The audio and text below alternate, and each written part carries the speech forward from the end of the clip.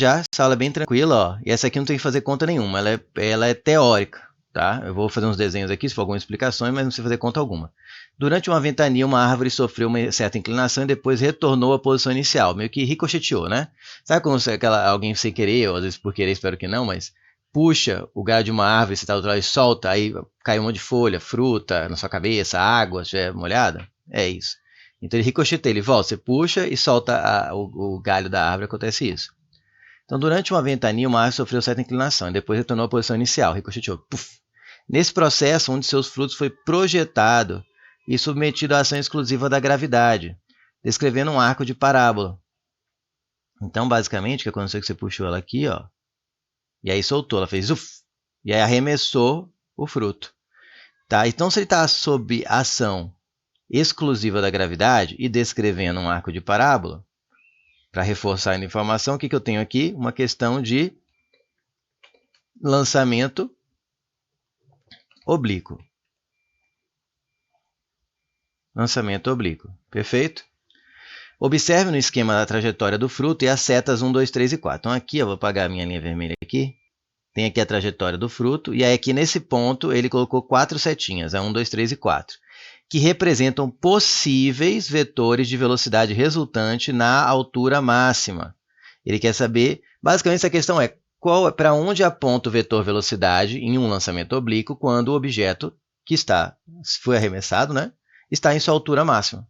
Essa é a questão. Só que colocou no contexto de uma fruta arremessada de uma árvore. Sabe-se que a altura máxima, ele reforça ainda, é alcançada pelo fruto alguns segundos após o lançamento. Ele reforça a ideia de que é a altura máxima. Nesse caso, o vetor velocidade resultante do fruto é representado pela seguinte seta. Qual seta é a velocidade? Vamos lembrar aqui uma coisa do lançamento oblíquo. Alguns já respondeu, já até parou o vídeo, né? Lançamento oblíquo.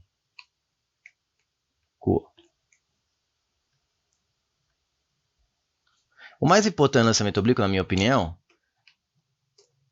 que pode ser estudado, que as componentes de seu movimento,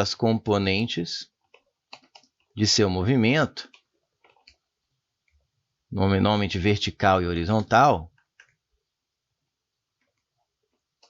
podem ser estudadas de forma independente. Tá? E quando eu estou exclusivamente sob a ação da gravidade, vou fazer um referencial aqui.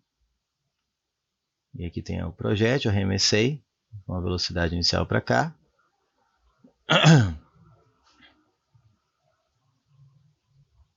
Quando eu estou exclusivamente sob a ação da gravidade, eu tenho uma componente aqui vertical no arremesso e uma componente horizontal.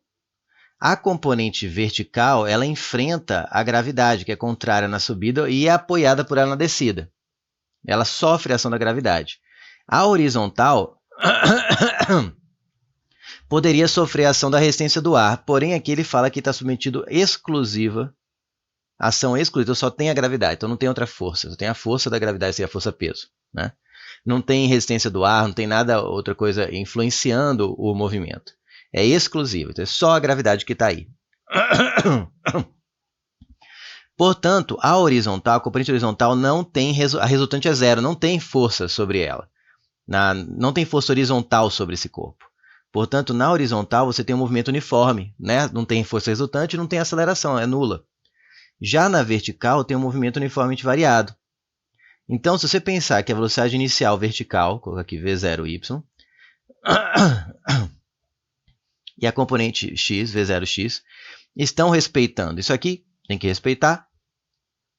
Essa velocidade horizontal vai ficar com o projétil até o fim, porque nada vai variar essa componente horizontal, pois não existe força na horizontal. Já a componente vertical, na subida, vai enfrentar a força-peso contrária, vai enfrentar a aceleração da gravidade contrária a ela. Então ela vai diminuindo. O que a aceleração faz? Varia a velocidade. Se a velocidade está para cima, a aceleração está para baixo, é que a velocidade vai diminuindo. Então, se eu olhar aqui para o projétil durante o lançamento, a componente horizontal fica sempre do mesmo tamanho, vai ser esse V0x até o fim. E aqui o Vy, né, não vai ser mais o V0, tem outro valor agora, vai ficando cada vez menor. Né?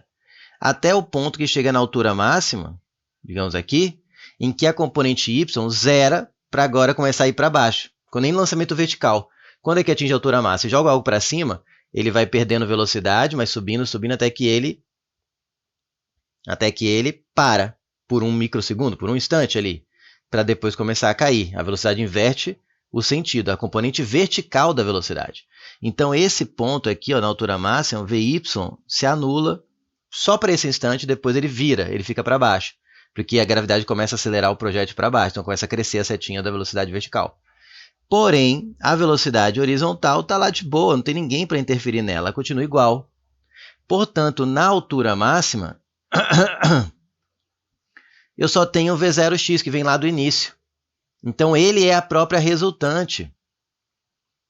Ele é o V resultante na altura máxima. Porque só tem ele. Não tem outra componente para somar com ele aqui. Porque ó, se você pegar aqui logo no início, dá o V0. Se você pegar aqui no momento intermediário da subida, vai ficar assim o V, ó, essa seta roxa. Por quê? Você vai somando vetorialmente os componentes para achar a velocidade resultante. Já no ponto de altura máxima, o Vy se anula, então a resultante é o próprio V0x, ou Vx, como alguns chamam, porque ele fica assim até o fim. Percebe? Então o que eu quero? Chegou à conclusão que a velocidade resultante na altura máxima aponta para a direita, porque o lançamento foi daqui para cá, né, saiu da árvore, aponta na horizontal para a direita, só pode ser A2. Certinho?